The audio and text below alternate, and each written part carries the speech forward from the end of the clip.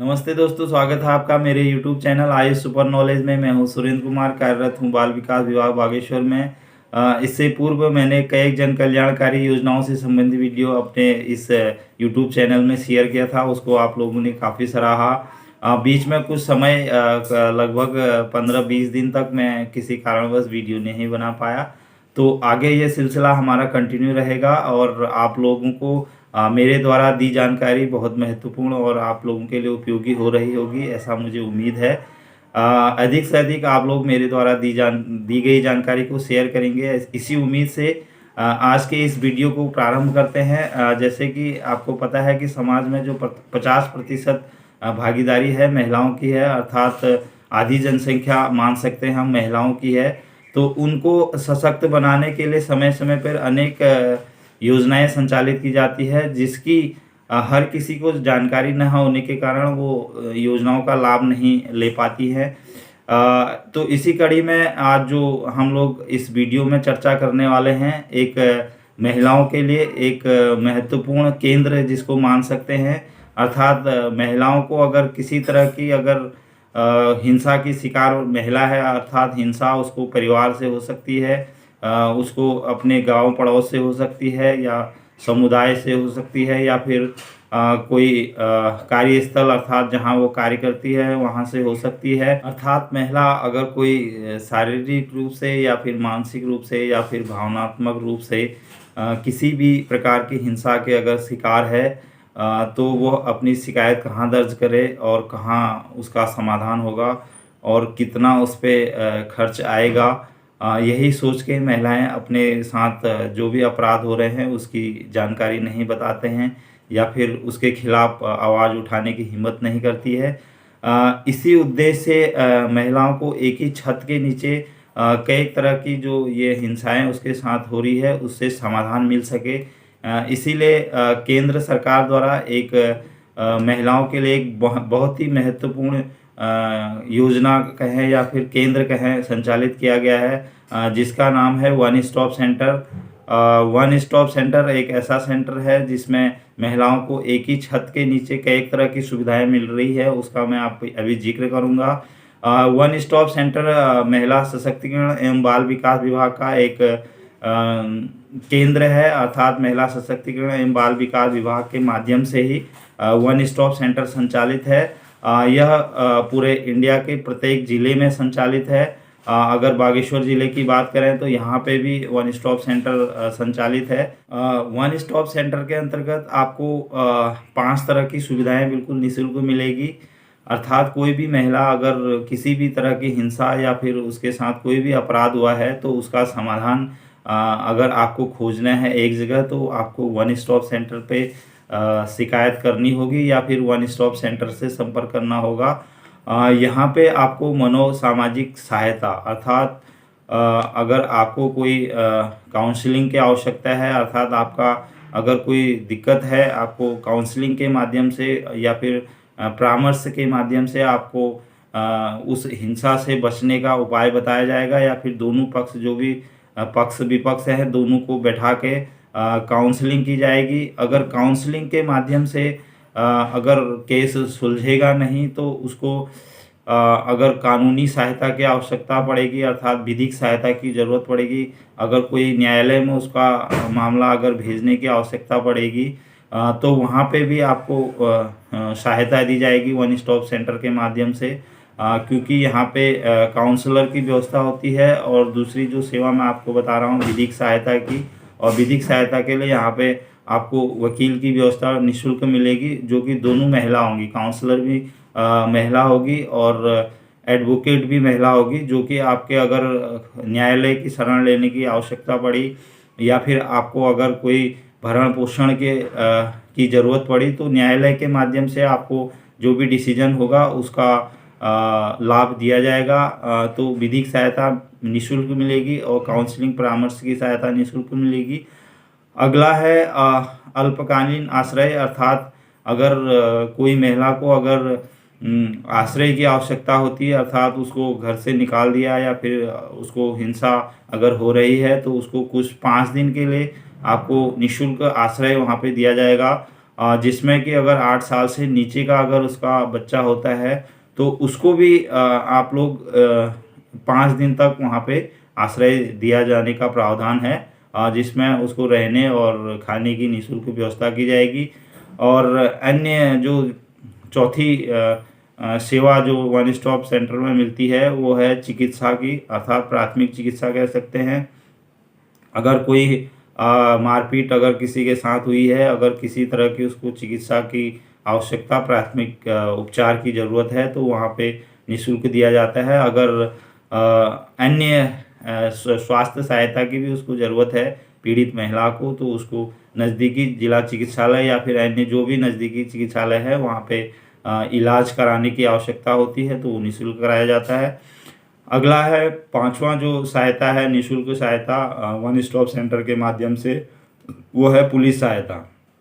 अर्थात बहुत सी महिलाएं सोचती हैं कि पुलिस के पास जाएंगे तो कितना खर्च आएगा, या फिर न्यायालय में शरण लेंगे तो कितना जो खर्च आएगा, या फिर क्या किस टाइप की कोई समाज में कोई बदनामी हो, या फिर इस टाइप की कई तरह की डर जो महिला के अंदर होता है, उसके कारण वो शिकायत दर्ज नहीं कर पाती है। तो इसी उद्देश्य से वन स्टॉप सेंटर जो मैं आपको बता रहा हूँ आज की योजना में, आज के वीडियो में, तो वन स्टॉप सेंटर ऐसा माध्यम है जहाँ पे आपको 5 तरह की निःशुल्क सहायता प्रदान की जाती है, जिसका जिक्र मैंने कर दिया है। मनोसामाजिक परामर्श, अर्थात सबसे पहले परामर्श के माध्यम से परिवार को समझाने का प्रयास किया जाता है। अगर परामर्श से समझते नहीं हैं तो अन्य अगर न्यायालय की सहायता की आवश्यकता होती है तो वो भी निःशुल्क प्रदान किया जाएगा। या फिर पुलिस की आवश्यकता होती है, पुलिस के माध्यम से अगर पुलिस की ज़रूरत होती है, अर्थात पुलिस के माध्यम से अगर परिवार को समझाना या फिर अन्य न्यायालय से संबंधित प्रकरण में भी पुलिस से जो भी मदद होती है वो निःशुल्क आपको प्रदान की जाती है।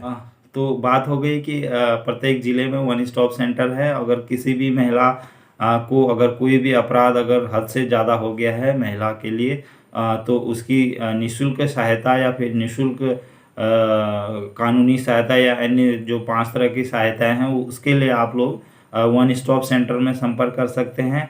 अब बात करते हैं कि वन स्टॉप सेंटर से कैसे संपर्क करें। तो उसके लिए हमारे आंगनबाड़ी कार्यकर्ती को आप लोग जानकारी ले सकते हैं, या फिर जो उत्तराखंड राज्य या फिर महिला हेल्पलाइन जो है 181, इसके माध्यम से भी आप लोग अपनी शिकायत दर्ज कर सकते हैं। आपके पास वन स्टॉप सेंटर की टीम विजिट करेगी, और जब भी आपको किसी तरह की भी अगर हिंसा के शिकार है, आपको लगता है कि इसकी शिकायत करनी चाहिए, तो उसके लिए आप सीधे 181 डायल कर सकते हैं, या फिर आंगनबाड़ी कार्यकर्ती के माध्यम से संबंधित वन स्टॉप सेंटर में आप लोग शिकायत दर्ज कर सकते हैं।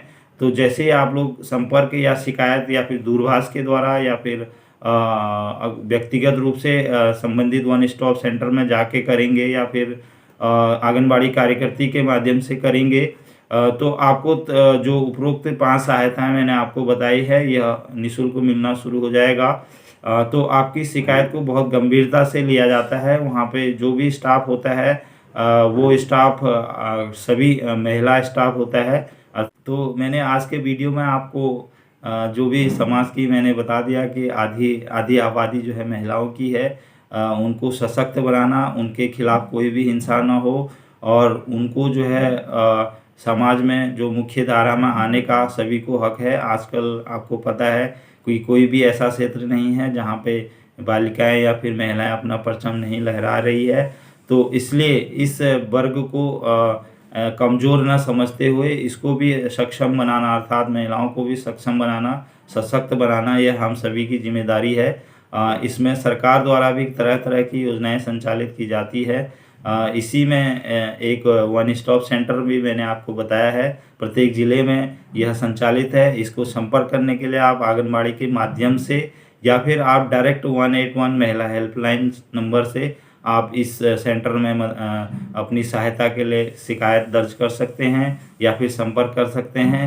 कोई भी तरह की हिंसा अगर भावनात्मक रूप से भी अगर किसी परिवार से की जा रही है, या फिर शारीरिक रूप से मारपीट या फिर अन्य तरह की हिंसा की जा रही है भावनात्मक रूप से, जैसे कि किसी का बच्चा ना होना या फिर अन्य तरह के ताने, दहेज उत्पीड़न या फिर अन्य तरह के ताने अगर दिए जाते हैं तो वो भावनात्मक हिंसा में आता है। या फिर अन्य आर्थिक हिंसा की बात करें तो अगर किसी भी महिला को अगर परिवार में उसकी शादी हुई है तो उसको भोजन के लिए या फिर अन्य बच्चों के भरण पोषण के लिए या उसके पर्सनल उसको जो भी आवश्यकताएं होती है उसकी पूर्ति का दायित्व संबंधित परिवार पे होता है।